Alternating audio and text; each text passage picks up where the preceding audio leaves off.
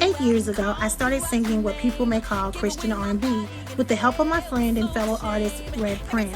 You may know him as Hajj Levell. Under the grace of God, I was able to release multiple songs and travel with my music. Then I took a break. Well, to be honest, life just took a different direction. Y'all know how that is. I'm back with a new platform, but with the same message. Under construction with LaRhonda Marie. Y'all ready? I don't know. We'll see.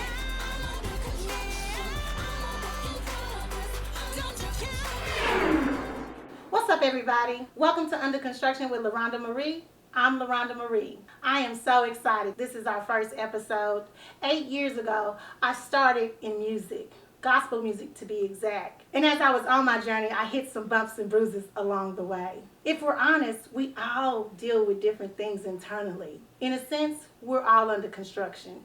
And that's what this show is about. My hope is that you'll be able to pull from the show, get great information, and be able to apply it to your everyday life.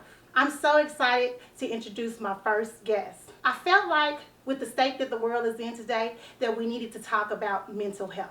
I couldn't be more excited about the guest that I'm about to introduce. She is the founder and CEO of K Nicole Writing, Katrina Leggins. Katrina? Hey! How's it going? Going pretty good. Thank you so much. Thank you so much for coming and being my first guest. If you guys didn't know, this is my niece, actually, Katrina Leggins. And my family and I couldn't be more proud of this young lady. What she's been doing and what she has going on right now. I mean, didn't you tell me you had something going on all this week? Yeah. I had about 4 different events, virtual, and speaking engagements, and so it's been really busy. I be seeing you, girl. I'm telling you, I be seeing you. And even with the pandemic, it doesn't seem like you've slowed down at all. We're just going to jump right to it. I mean, we family, so we just going to have a conversation. Right. Is that all right? That's all right. All right. So, tell us about your experience in mental health. Okay, so I've been in the field now for about 8 years. I've been a therapist for about 7 years now. I graduated from the University of Oklahoma 2013. Got my Boomer Sooner. Received my master's degree in 2014, and then from there I went into the field of mental health and was working in a clinic here, well, not here in Oklahoma City, but in Norman, Oklahoma. And since then, I've continued to provide therapy for teens and young adults, primarily female population.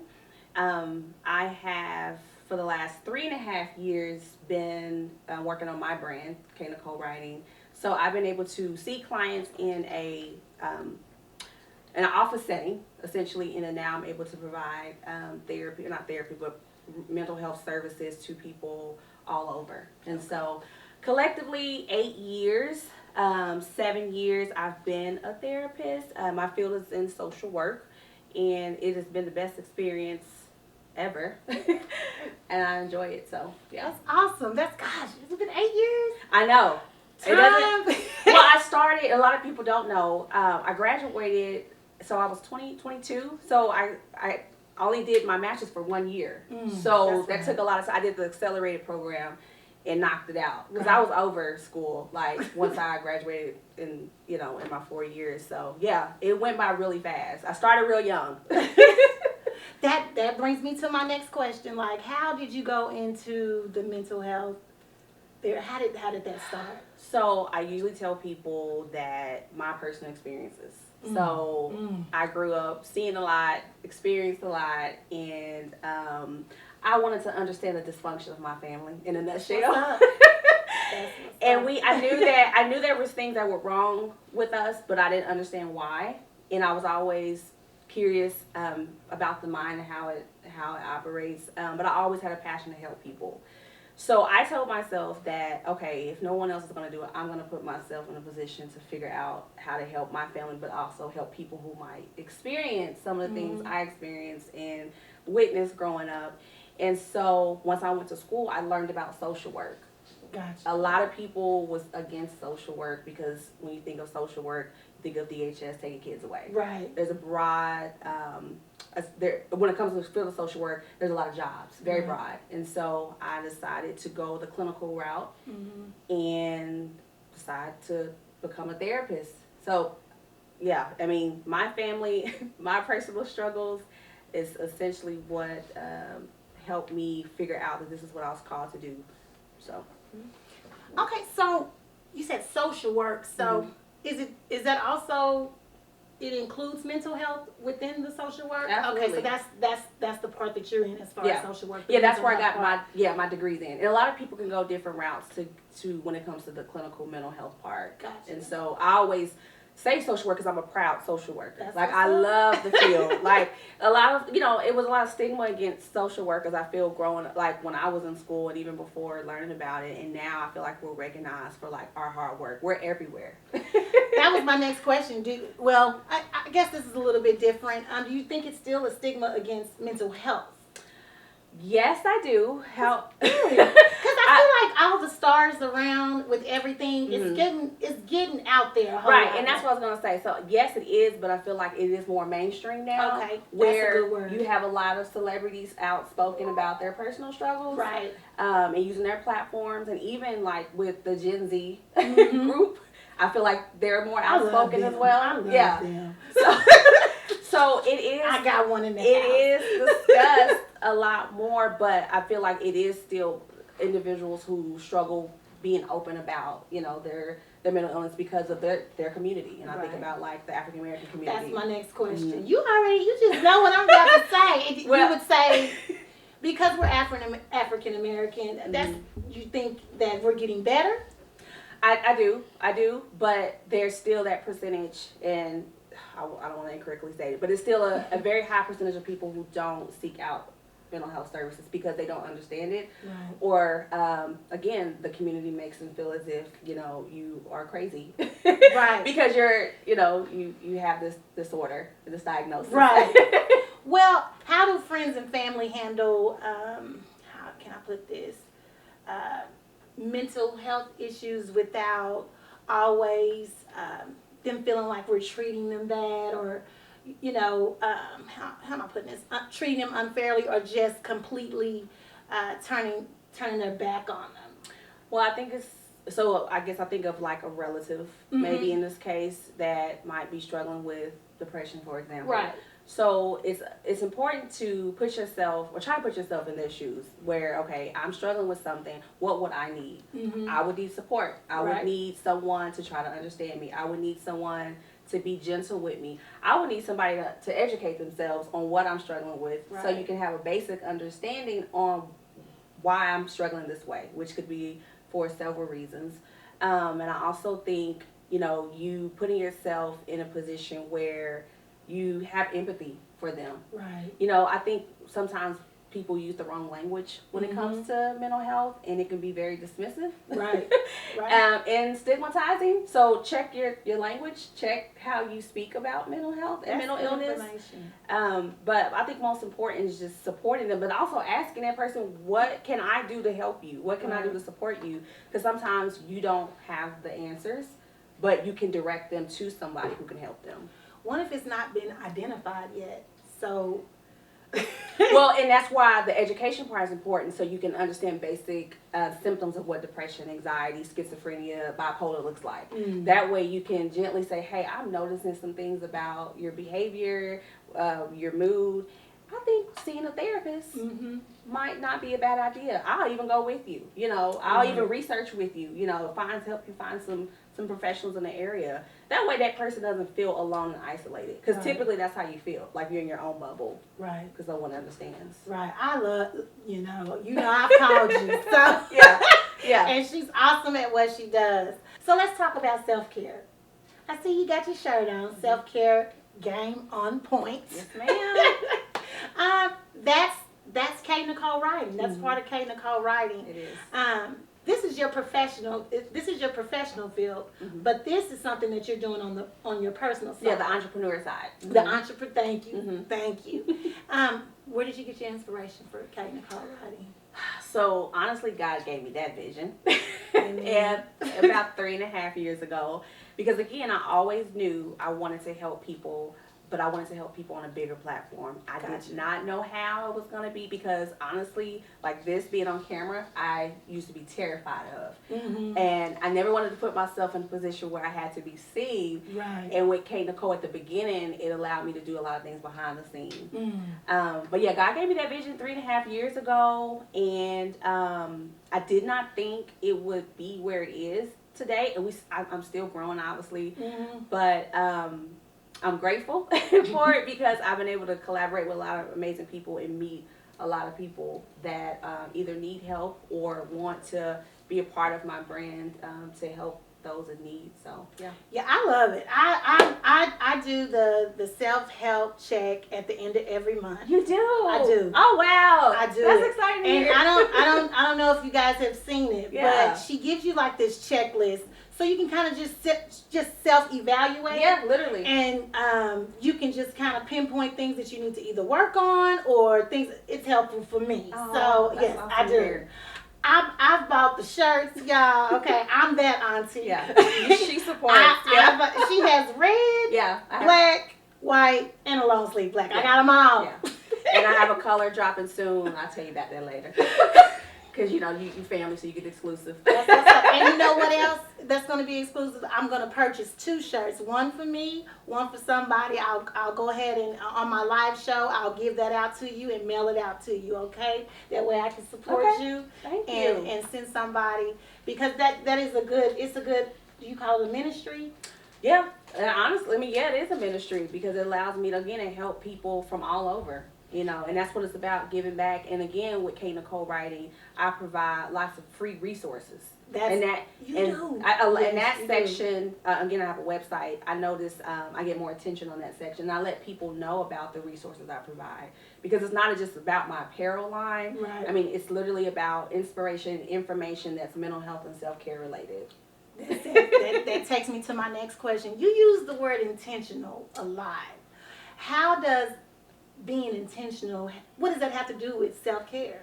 So, yes, that's so funny you asked that question because I do love that word. But when I think of intentional, and I use it because I do things with a purpose. I do things with the purpose of wanting to execute a goal. So when it comes to my self-care, I do this because I know I need it for myself, but also need it to have healthy relationships with other people. Right. So what I do for me essentially, nurtures me and helps me now and even later, but it helps me in my profession. It helps me, again, with my other relationships with people. So I do it on purpose because I know that it's a necessity and I know it's important. I know it's going to benefit me. What do you have to say to people that says that self-care is selfish? That you want to check yourself and ask yourself, for one, why do you think it's selfish? I think a lot of people don't have the right understanding of what self-care looks like. Or like I think about a lot of people I'm going to go back mainstream. Some people feel like you have to pay for a lot of things that are self-care related. And so that makes them think of self-care the incorrect way. And so start with, okay, what does self-care mean to me? Where did I learn about self-care? And how can I change that thought about self-care? And again, I help educate people about to say that. on self-care because I didn't understand it. I didn't either. For a long time. I did not. She gives great tools on how you can actually apply it to your life. Self-care. She gives you great examples, and it could be something it could be something small or it can be something big. But yeah, it's important. Yeah, we can agree on there. Yeah. Where do you draw your inspiration when you're writing? Oh gosh, my personal life. So my job, my relationships. A lot of my pain, a lot of my struggles. Journaling is part of my self-care. So when I have that time to write, I end up translating it to the social media content that a lot of people see. When people ask me this, they don't know until they ask, but a lot of those writings pertain to me from my future self or my past self, my future self, or what's going on with me right now. And then I generalize it where I feel like, okay, this could apply to somebody. Oh, yeah. Because if I'm struggling with it, right, and I done figured out how I can get through it, somebody else can use this. That's that's how I write. When I write my music, it's from personal experience. Yeah, personal and then you have people that walk up to you like, you were talking to me. Yeah, yeah. And I'm like, no, that was me. Well, and I learned that the more transparent you are, I feel like the people will attract you. You attract more people. It's authentic. Mm-hmm. And you know, I want to tell my own story. Right. So that's what when you can be transparent and tell your own story that way, when it come out, you be like, I done already told everybody. Yeah. So no, that's awesome. Yeah. I was thinking you was gonna say something different. Because I don't ever think you be having too many issues. Well, and that's the thing. People assume when you're on social media and you have this this social media presence that things are all unicorns and rainbows. Right. And it's not. And you know, on one end, I'm talking about myself, but then I have like those bullets that you were talking about that are more like resource related.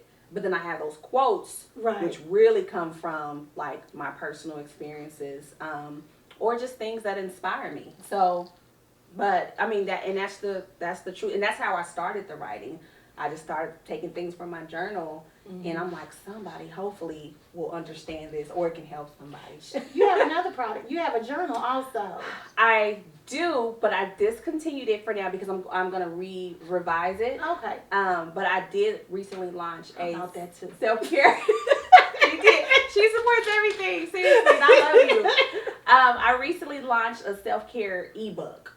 I did see that. And so that has like a collection of like those check-ins that you do all in one, and it has self-care ideas. It has so you put it all. Yes, so I launched that back in March because I took away the journal because again, I'm big on when God gives me a vision, and I'm just like, okay, I'll let those sell out, and I will be launching another one hopefully by the end of this year.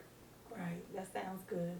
So, I was wondering, is it ever a time, or does it happen often, where your faith and your professional life kind of collides? So sometimes I do have challenges, but we're taught to not be biased. Like in our profession, we have a code of ethics we have to follow. But you know, I know my beliefs, and I know that I pray before my sessions, and I even pray for my clients. But oftentimes I do struggle when I know that there's a spiritual component, you know, that I feel helps me, and I want to give to them. But I can't because of, you know, like I said, our code of ethics, and it's about them. But sometimes I do find myself challenged by that. But I know that afterwards I kind of process that, or process it with a colleague, or, you know, practice self-care with how I deal with that. But it has been some challenges in the past where I'm like, okay, God, I need you in this moment. Right. Because it's a crisis. Right. And it can be real scary, you know, because you don't know what the outcome's going to be. Right. And so I'll pray to myself. I'll pray over this client. But at times I want to give more on a spiritual level, but I can't because of, you know, that HIPAA, that, you know, just that confidentiality, that confidentiality piece, that limits of confidentiality piece. And so you have to respect the client. Right. So. Right. So 2020. Girl. 2020 has been hard. It has been. Starting with my beloved Kobe Bryant. Yeah, that a black icon. Tragic. Right there, that stopped the world. Yeah. It stopped the world.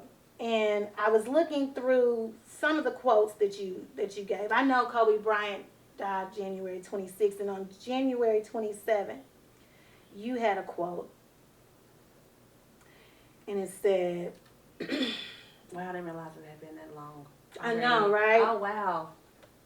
It's okay if there are no words to speak, lots of tears, agony, discomfort, frustration, sadness, or even confusion. Make space for you to feel all the emotions you're experiencing. They are valid. Explain.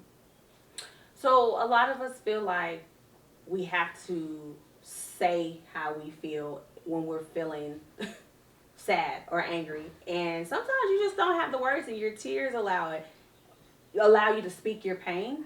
Sometimes we don't want to feel the pain, and you need to allow yourself to feel all those emotions. We're human, so we're going to deal with a wide range of different emotions. And I want to say maybe during that time, I mean, I took it pretty personal, and I feel like I was grieving with the community, and I didn't have words because I was so shocked. But I allowed myself to feel it because I knew I was going to be experiencing. I was experiencing all of those emotions for a while. Right. And so it's just important that we give ourselves permission to feel that way without beating ourselves up about it, because you are literally grieving someone, and people feel like because it's a celebrity you can't grieve a person's death, but that impacts you, you know. You don't have to have a close tie with this person and feel like, you know, that's the only reason for you to have emotions. I mean, again, we're human, and we're going to react to things that make us feel, in this case, very, very sad, very heartbroken with the whole experience, with all the people that passed away on that helicopter crash. And then we go into, I mean, I felt like we was at my birthday party. Oh, yeah. On February 29th, kicking it. Right. And then, like, the next week, COVID-19. Yeah, just, yeah, you're right. So, I mean, that's just, what, a month and a half later, we go into COVID-19, where the world stopped again. We were still dealing with COVID, and then this happened. I know for me personally, I was still dealing with COVID, and then this happened, and then you came with another quote. Don't assume, this was good too, don't assume that the person who appears to have it all together isn't struggling through this time. This pandemic impacts everyone. It impacted people in different ways. Me personally, I was essential, so I kept working. You were probably definitely still essential. What did you mean? What was your thoughts behind that? So that was about me. I'm pretty sure, again, because that was one of those quotes. People perceive me. I do feel like I'm a strong person, but again, I'm also human. Before I'm a therapist, you know, before any of those titles, I'm a human. And so don't think the person who has it all together on social media is perfectly fine. I am just as significantly impacted by anybody else. But I have figured out ways to manage my feelings and my emotions, because I would fall apart and could not get myself back together. And so when I posted that one in particular, I was definitely struggling with a lot of people assuming I was okay and not reaching out. But I'm, you know, and I reach out to people, but I have to learn that, you know, you don't. Everybody don't think like you. Right. Everybody don't think like you, and that's. And the strong ones, honestly, are the ones that are struggling a lot more. They just have figured out a way to kind of hide that. And it's not a good thing, but that's why I say I've learned how to manage it where I don't really necessarily need everybody to check in. But but it would be nice to be able to be checked on, especially from those who you consider close to you. So during that time, it was a lot, and I decided to express that through my writing that day. Check on people. That's all she's saying. Check on even the strong ones. So then we still dealing with COVID-19, 2020. Okay? Yeah, it's like damn it, like one thing after another. And now Black Lives Matter has been reignited, and I participated in some of the protesting, and I mean it's real. It just seems like once I go through one thing, I'm going through another, because this affects us. You see yourself in a person, or you see your son, your father, your brother in a situation. You had a quote during this time. At times, self-care for you can look like removing yourself from people, environments, or content that disrupts your inner peace. Well, as you know, everybody's on social media. So I'm going to start there. And you just see everything. Lots of things are in the media. So if you know that you can't handle that emotionally, you do what you have to do, whether that's limit your exposure, or you totally just delete an app, or you check, you don't feel like you have to check in as much as you have been. You can do whatever you need to do in that case to protect how you feel.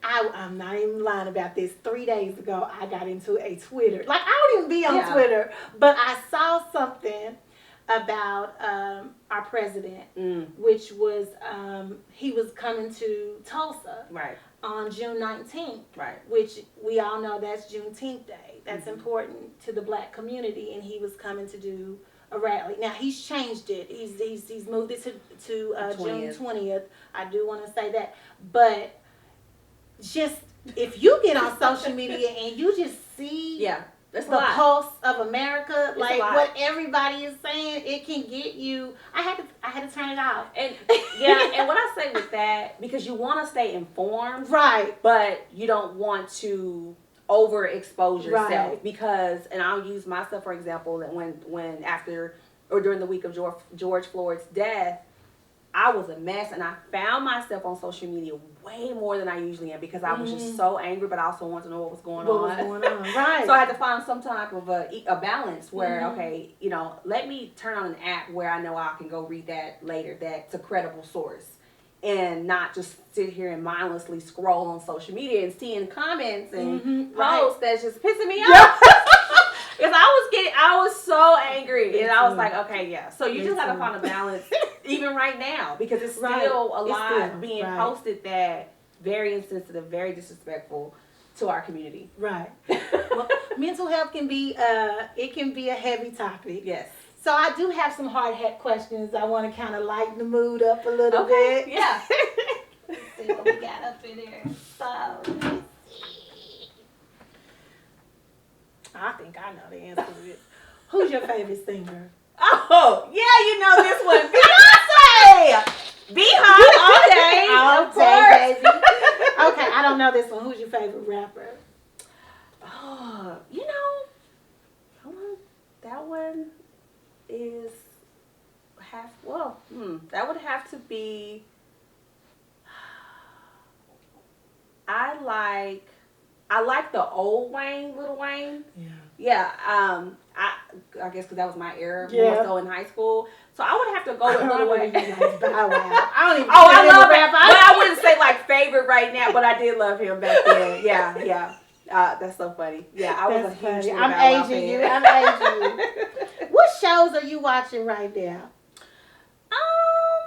I'm gonna say. Let me. Yeah, because this is. Let's do like regular. I'm gonna say commercial, which is like something that's on NBC, ABC. Oh, okay. And then like what is it? Reality shows. So give me two. I watch a lot. Okay. Okay. So the first one, give me the commercial. This Is Us. This Is Us. Did you see what happened with the writer of that show? I mean, that's a lot. I think of the strong one on that question too, because you never know what someone's dealing with. That's right. Yes, but I did read about that. I think that was today, or no, yesterday. Yes, did read about her tragic death. But This Is Us. That's one of your favorite shows. Yeah, I love that. I've never watched it. You have time to catch up on it, because hopefully the new season comes back on like in the fall, maybe. But yeah. What about reality? I have to say Basketball Wives, really? or okay, let me take that. Yes, I do like Basketball Wives, but I also love Married to Medicine. I don't watch any reality, and I like Housewives of Atlanta, but this has changed. I don't watch any reality because the times I did, I didn't like the people anymore. Yeah, I did one of the Atlanta Divas of something. I can't remember the name of it, but it was with Kelly Price, and I'm no longer a fan. That sounds like a long time ago. Yeah, I'm no longer a fan. Mary, I'm no longer cool on them. So I stopped watching reality because their reality. It's a guilty pleasure, and I try to be mindful. Is that part of your self-care? Yeah, it can. Yeah, when I have downtime, I love. I love being able to experience like just this. I feel like it's not real. Right. So it humors me. Right. I don't take it. I don't try to compare myself with it, but it's just something I can laugh at. Who's your favorite Instagrammer? That's a part two. Professionally, or I would say like a superstar. Yeah. Celebrity, and then also personally, who? Let's see. Superstar. I would have to say, gosh, you asked a really good question. I have a personal page and a business page, and I do go back and forth on there. Listen, I look at Shade Room a lot. The gossip blogs, but so you like to know? I do, but sometimes they post like mental health stuff, but no. Shade Room was shady child. They're so shady. But I would have to say, like, yeah, Shade Room, Baller Alert, because they talk about everything. I don't have one specific person that I feel that I'm just like drawn to, because they show all the celebrity gossip. And yeah, so I would say Shade Room. And you said personal? Yeah. So like professional, okay. Friends, family, who? Between you and my mom. These two, my mom and my aunt, Lord, they are always on social media cutting up. Yes. Inspiring.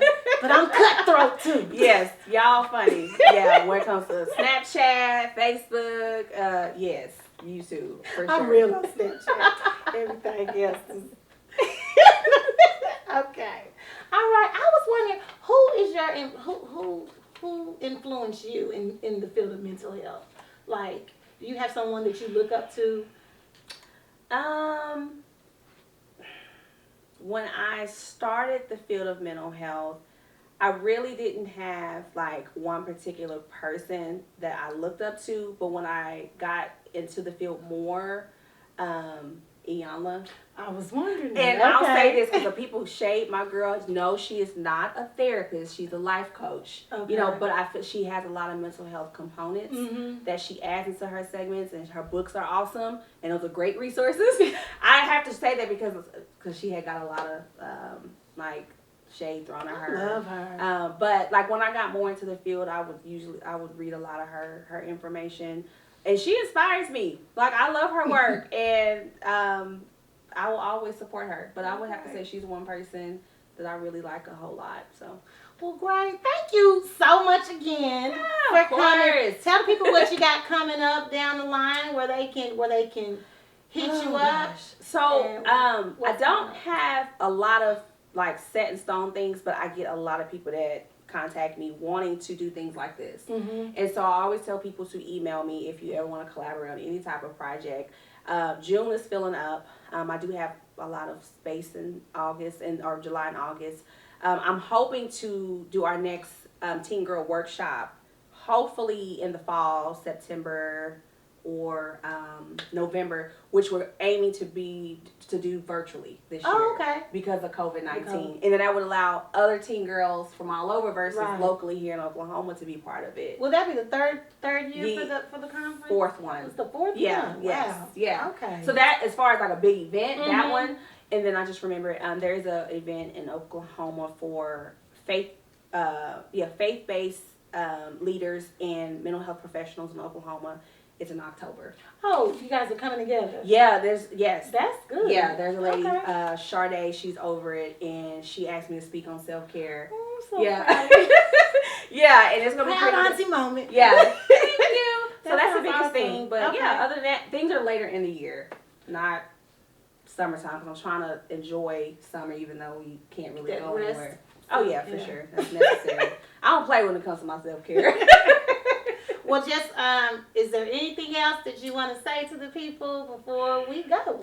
To support you in your new endeavor. This is amazing. My aunt, she's a jack of all trades. So I'm excited to be your first guest, and I hope that you Thank you so much. you get a lot of people to want to be a part of this project, because, I mean, if anything, you're doing it to help reach people on a bigger level that may not have access to, other things. So I'm grateful that you're able to do this for the world, because I hope that it reaches speak that. many. It will, because I believe in manifestation. So yes, it will reach all over the world globally. So you guys, what I want you to do is I want you to comment any questions that you may have, because I'm gonna try to get Trina on one of my lives, my lives, so we can have an open dialogue. If you have any questions, just comment those questions. I can get them to her. That way when she comes on live, she can answer those questions. That's what this show is about, is to just give you different gems to help you live your everyday life. We need that type of help, so that y'all can be together. So again, thank you so much for being on Under Construction with LaRhonda Marie. Bye-bye.